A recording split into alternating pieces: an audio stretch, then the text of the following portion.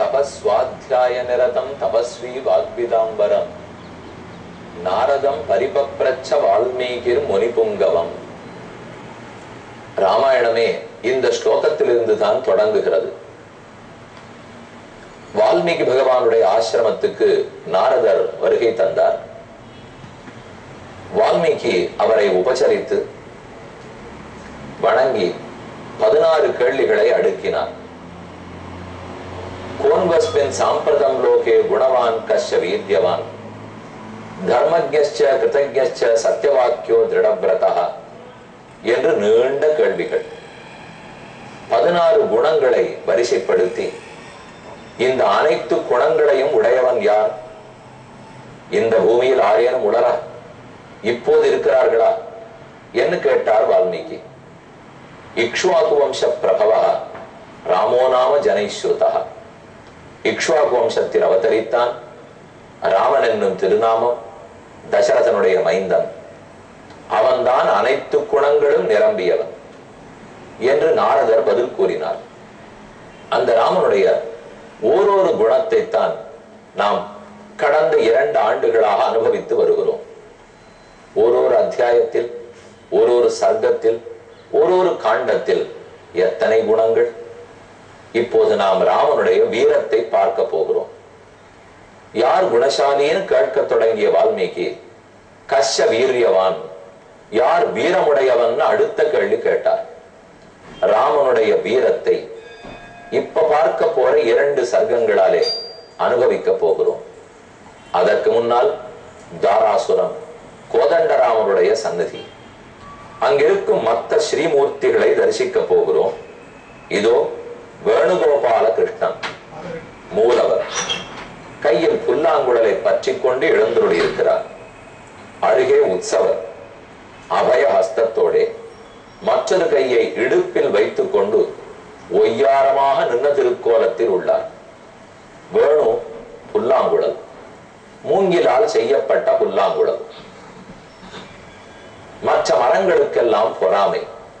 அதென்ன மூங்கில் மரத்துக்கு மட்டும் கண்ணனுடைய கைகளிலே ஏறி அவனுடைய உதட்டு ரசத்தை பருகுவதற்கு பாக்கியம். ஆலமரத்துக்கு அந்த பெருமை இல்லை, தென்னை மரத்துக்கு அந்த பெருமை இல்லை. ஆனா மூங்கிலுக்கு மட்டும் கிட்டிற்று.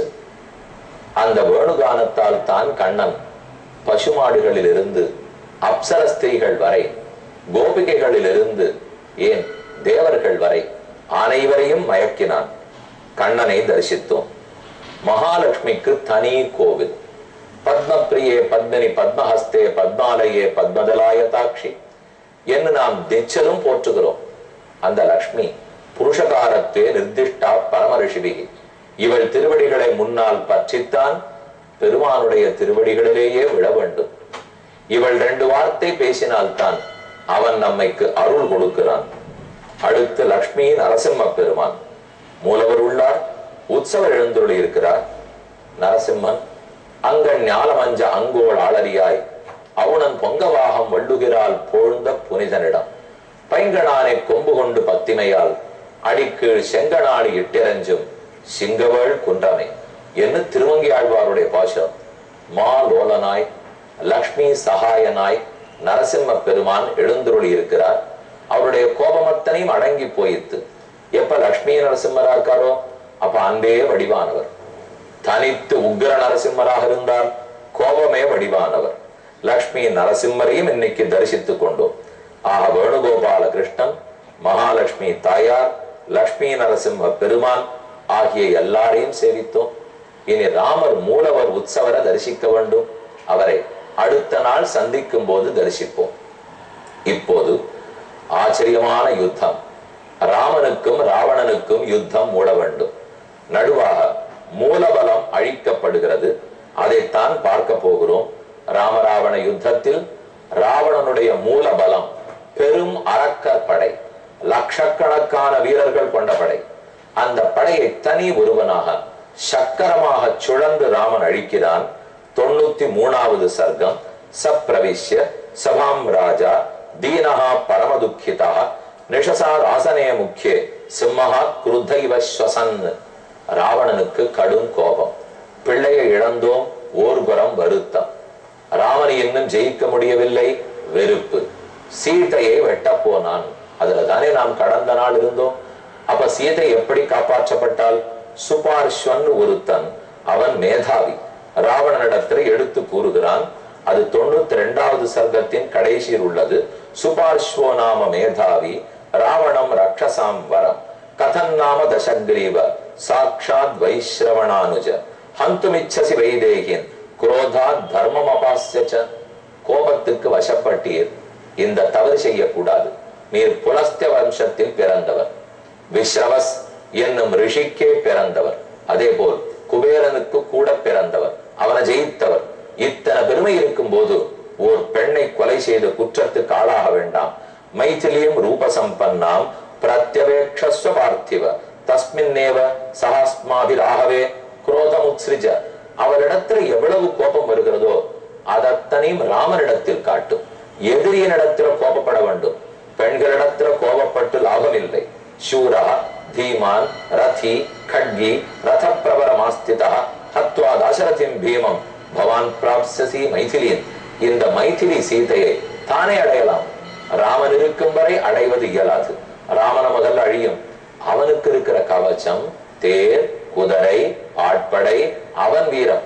இதை வெற்றி கொண்ட பின்பல்லவோ இவரிடத்தில் வர வேண்டும். அதை விட்டு விட்டு உன் வீரத்தையே இங்கு காட்டுகிறீர். நாளை கவிதை எழுதுபவர்கள், புராணம் இதிகாசம் எழுதுபவர்கள் ராவணை எண்ணி நகையாடுவார்கள். ராவணா, இவ்வளவுதானா உன் வீரம்? ஒரு பெண்ணை வெட்டும் வீரமா என்று உன்னை பத்தி கதை எழுதுவார்கள். செய்யாதே என்று சுபார்ஷன் எடுத்துரைத்தான். அது சரின்னு ஏனோ அந்த சமயத்துக்கு ராவணனுக்கு பட ச தத்துராத்மா சுஹ்ருதா நிவேதிதம் வச்சஹா சுதர்மியம் பிரதிகிருஹ்ய ராவணா கிருஹம் ஜகாமாத ததஸ்ச வீர்யவான் புனஸ்ஸபாஞ்ச பிரயயோ சுஹ்ருத்ருதா. அந்த சமயத்துல அது நல்லதுன்னு பட்டு சரி இவளை விட்டு விடுவோம் என்று தன் அரண்மனைக்கு போனால் அந்தப்புறத்துக்கு சென்று ஆஸ்வாசப்படுத்தி கொண்டான். திரும்ப ராஜசபைக்கு வருகிறார். அடுத்தது 93வது சர்க்கம். சபையில் மீதம் இருந்த அனைத்து ராட்சசர்களையும் கூட்டினான்.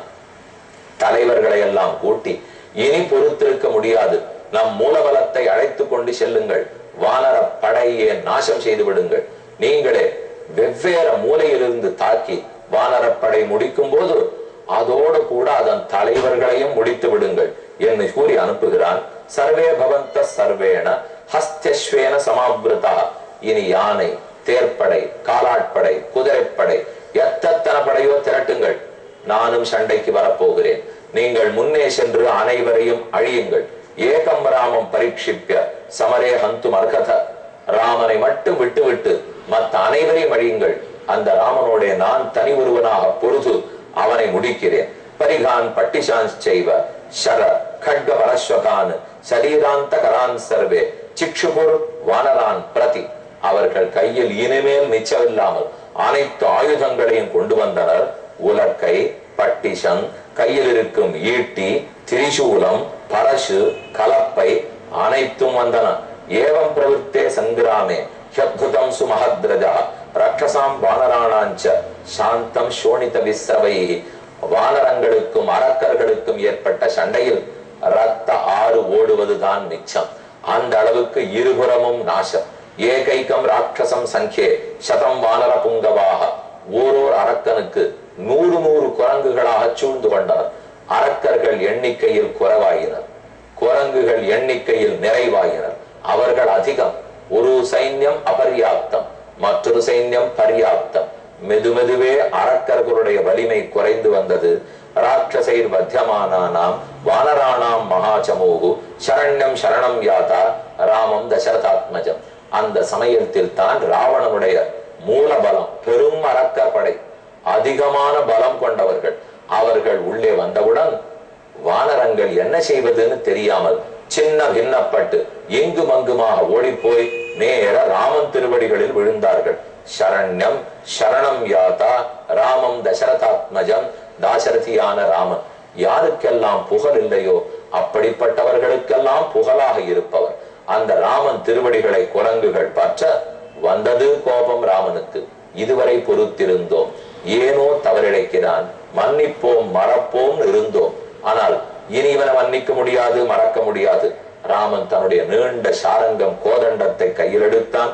சின்னம் பின்னம் ஷரைர் தக்தம் பிரபக்னம் சஸ்திரபீடிதம் பலம் ராமேண ததிருஷு நராமம் சீக்கிர காரணம். ராமனுடைய பலத்தை கண்டனர்.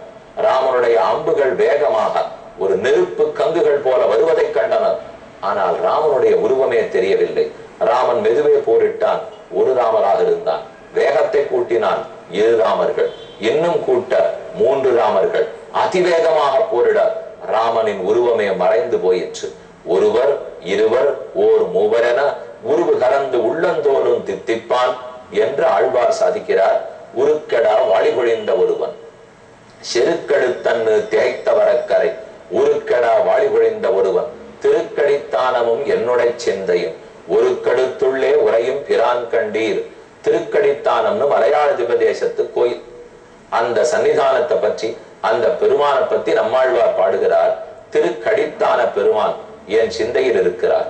அவனை ராமனாகவே தரிசித்தேன். எவ்வளவு வேகமாக போரிட்டான். புனப்பஷ்யந்தி நதேர்த்த திருஷிரே ராமம் தஹந்தபி பாகினீன் புனஹா பஷ்யந்தி காகுஸ்தம் ஏகமேவ மகாஹவே. ஒருத்தனாக கண்டனர். இருவர் மூவர் உருவு கலந்து கண்டனர். ராமன் தன் கையில் இருக்கும் வில்லால் எத்தனை பேரை அழித்தான்? வால்மீகி கணக்கு கூறுகிறார். அநீகம் தசசாஹஸ்திரம் 10,000 தேர் ரதானாம் வாதராம் ஹசாம் வாயு வேகத்தில் ஓடக்கூடிய குதிரைகள் பூட்டிய தேர். 18 சஹஸ்ராணி 18,000 யானைகள். 14 சஹஸ்ராணி சாரோஹாணாஞ்ச வாஜினாம் குதிரைகள் 14,000. பூர்ணே சதசஹஸ்ரே த்வே ராட்சசானாம் பதாதினாம் 2 லட்சம் காலாட்படை. திவஸ்ய அஷ்டம பாகேன பாகேன சரைர் அக்னிசிகோபமைகி ஒரு முகூர்த்த நேரம். அதற்குள் இத்தனை பேரையும் ராமன் அழித்து விட்டான். ஒரு கவி பாடினார். ராமனுடைய வில்லின் நுனியில் ஓர் மணி கட்டப்பட்டிருக்கும். அது கணியில் என்று ஒலிக்கும். எப்போது தெரியுமா? ஆனை 1000, தேர் 10,000, அடல் பரி 1 கோடி, சேன காவலர் 1000. இத்தனை பேர் மடிந்தால் உடலற்ற ஒரு சரீரம் எழுந்து ஆடும். 1000 உடல்கள் தலையற்ற சரீரம் எழுந்து ஆடும். அதை போல 1000 உடல்கள் எழுந்தாடினால் ராமன் வில்லில் கட்டப்பட்டிருக்கும் மணி கணியில் என்று ஒருமுறை ஒலிக்கும். அந்த மணி ஏனை அம்மணி 7.5 நாழிகை ஆடியதம்மா. 7.5 நாழிகை கிட்டத்தட்ட 3 மணி நேரம் கண கண கண கண கண கண என்ற அந்த மொழி ஒலித்ததாம். அது ஒரு தரம் ஒலிக்கணும்னா 1000 உடல்கள் எழுந்தாடணும். ஒரு உடல் ஆடுறதுக்கு ஆனை 1000, தேர் 10,000, அடல் பரி 1 கோடி, சேன காவலர் 1000. அப்ப எவ்வளவு பெரிய யுத்தமா இருக்கணும். அந்த ராமஸ்ய ராமத்துவம் பஷ்யந்து, ராமனுடைய வீரம் என்னங்கிறத உலகம் இன்று பார்க்கட்டும் என்று ஒரு முகூர்த்தத்துக்குள்ளே அனைவரையும் அழைத்தான்.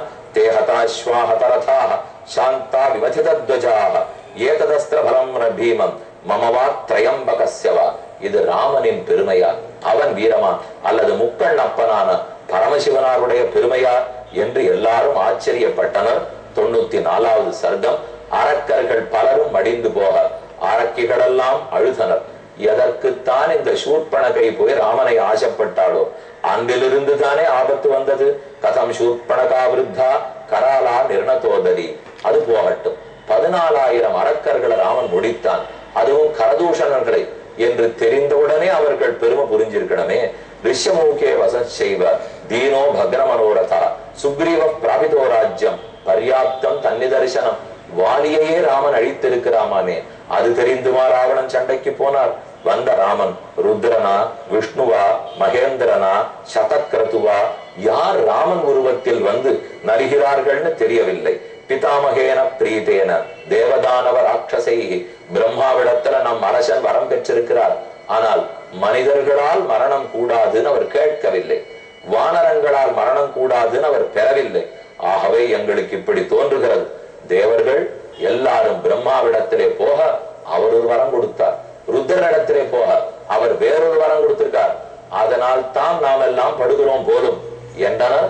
என்ன வரம்னு கேட்போம்.